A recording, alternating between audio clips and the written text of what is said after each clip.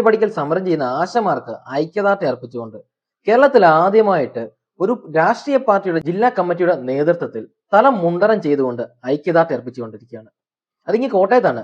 കോട്ടയത്ത് കോൺഗ്രസിന്റെ ജില്ലാ പ്രസിഡന്റ് നാട്ടാം സുരേഷിന്റെ നേതൃത്വത്തിൽ കേരളത്തിൽ സമരം ചെയ്യുന്ന ആശമാർക്ക് ഐക്യദാർഢ്യം അർപ്പിച്ചുകൊണ്ട് പ്രവർത്തകർ തല മൊട്ടയടിച്ചിരിക്കുന്നു. തല മുണ്ടനം ചെയ്ത് അവർക്ക് ഐക്യദാർഢ്യം അർപ്പിച്ചുകൊണ്ട് ഒരു സമരം. എന്തായാലും ഏറെ അഭിനന്ദനീയമായ ഒരു സമരമാണ് നാട്ടാം സുരേഷിന്റെ നേതൃത്വത്തിൽ നടത്തിയത്.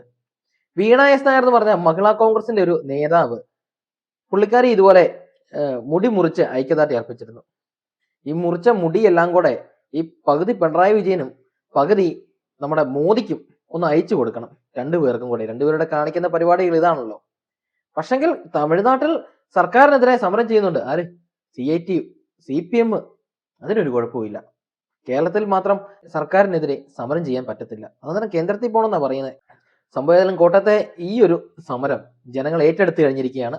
സംഭവം വളരെ ഗൗരവമായിട്ട് എല്ലാ ചാനലുകളിലും വൈറൽ ന്യൂസ് ആയിട്ട് തന്നെയാണ് പോയിക്കൊണ്ടിരിക്കുന്നത്. അപ്പൊ എന്തായാലും പ്രിയപ്പെട്ട നാട്ടാം സുരേഷ് ചേട്ടനും സഹപ്രവർത്തകർക്കും അഭിനന്ദനങ്ങൾ.